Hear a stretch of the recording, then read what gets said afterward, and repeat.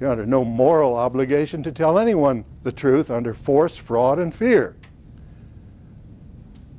Okay, so they're looking at this history, the history of the conquistadores who arrived here with the sword and the cross.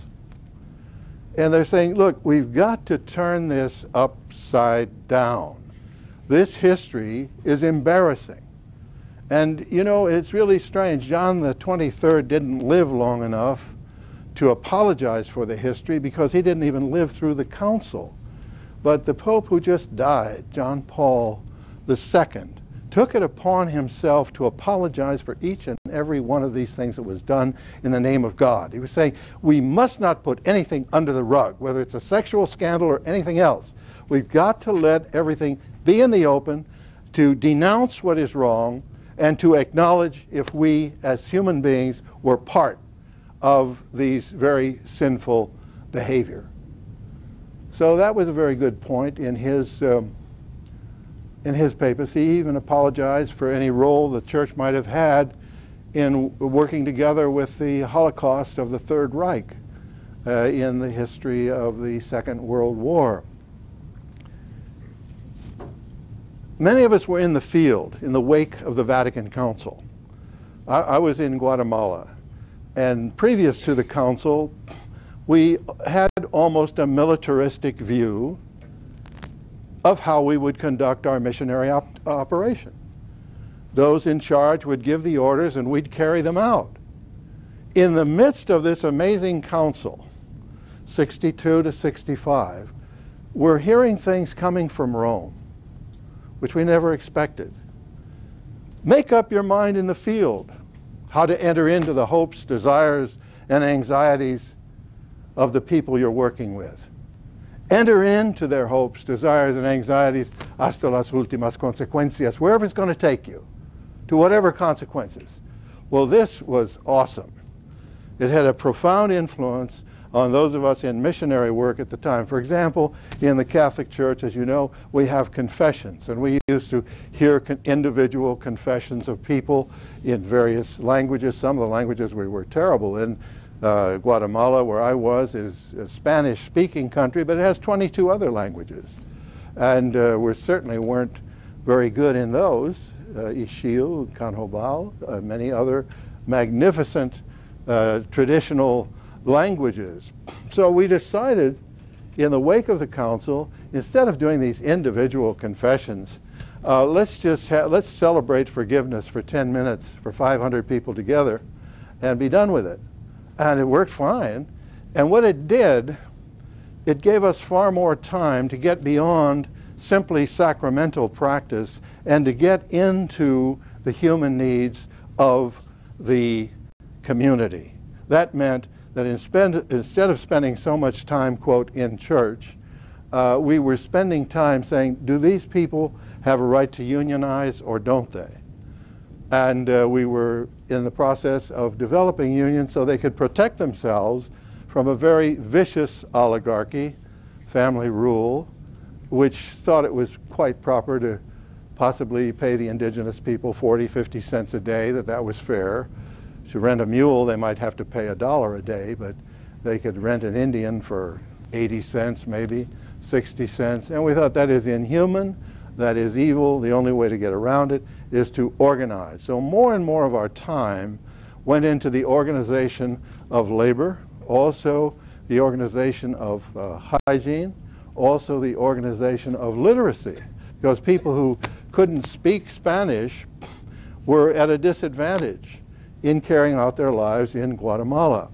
So my own personal work was with the students at the University of San Carlos, which was the national university in Guatemala. Students at that university were very much interested in what was going to be the future of the indigenous people, because Guatemala is one of the countries where the majority of the people are indigenous, similar to Peru and Bolivia and Ecuador.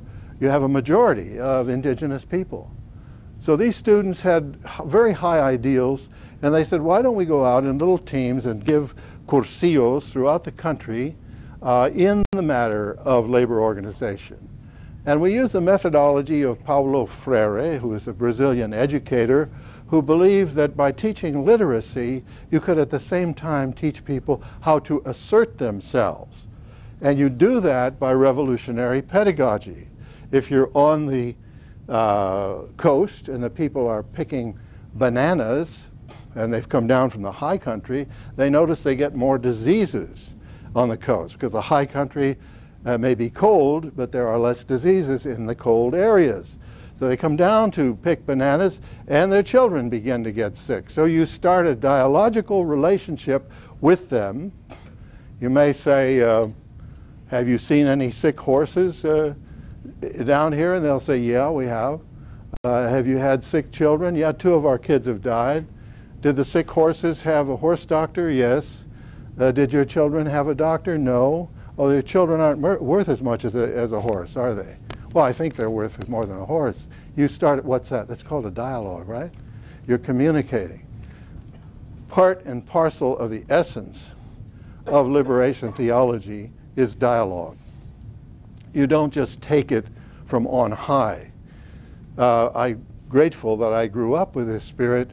My father was a judge, and I can remember as a very young person, maybe 12 years old, we would be at Mass, and as a judge, he would be analyzing every word coming from the altar, in the sermon.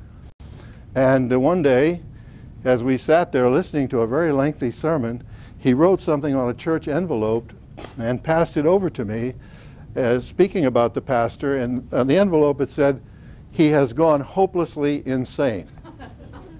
The point being that you don't just listen and say, oh, that's got to be correct. You look at everything, whether it's from the church or anywhere else, with a critical mind. And one of the great errors taught in our schools is that a critical mind is negative. You've missed it. A cynical mind is negative.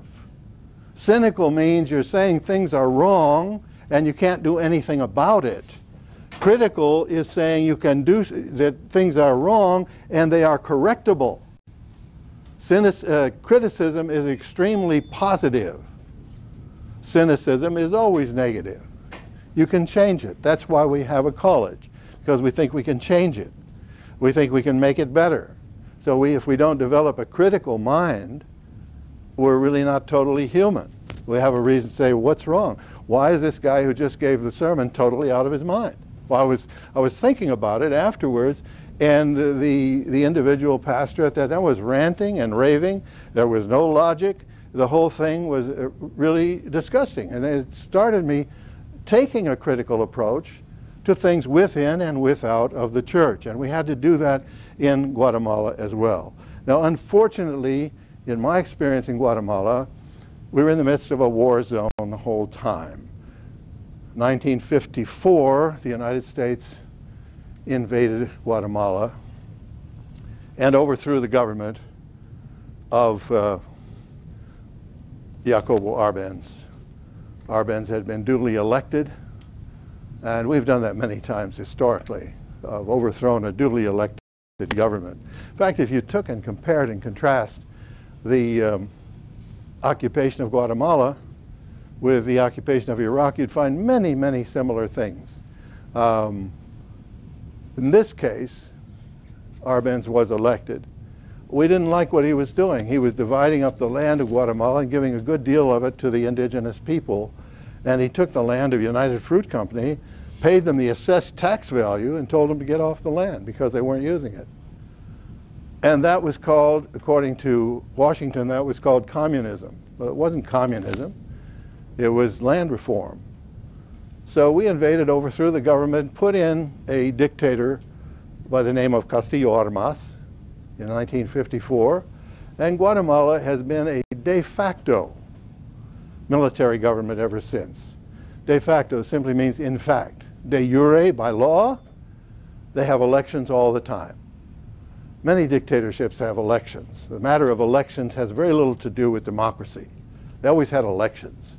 And they'd bring in another facade of a presidency, and that's gone on to the present. So in the midst of that, by 1960, people were engaged in resistance.